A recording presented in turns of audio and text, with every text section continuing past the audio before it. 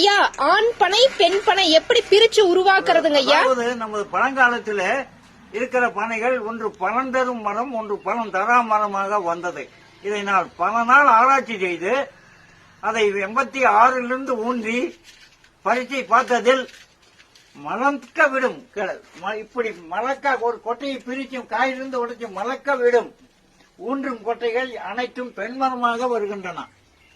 அதே பனம் கொட்டையை நிலத்தில் குப்புற போட்டு ஊன்றினால் அது பனந்தர ஆண்மரமாக வருகிறது. இவ்வளவுதான் வித்தியாசம்.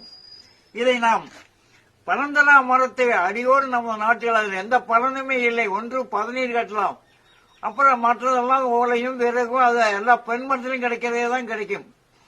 பனைமரத்தில் போட்டால் பெண் பனைமரம் காய்க்கினால் ஒன்று பதநீர் கட்டலாம், அதை கட்ட தவறினால் பாலை வந்து இளம் பிஞ்சுகளாக ஏற்பட்டு பணம் நொங்கு கிடைக்கும். நொங்குக்கும் வெட்ட தவறிவிட்டால் பணம் பழம், அதில் பணம் பழத்தை அபிவிருத்தியும் செய்யலாம், மீண்டும் கிழங்குக்கும் போட்டு உபயோகப்படுத்தலாம். அதனால அனைத்து மக்களும் இந்த பெண்மனையை உருவாக்கி விட்டு நம்ம நாட்டில் பரந்தரா நிலை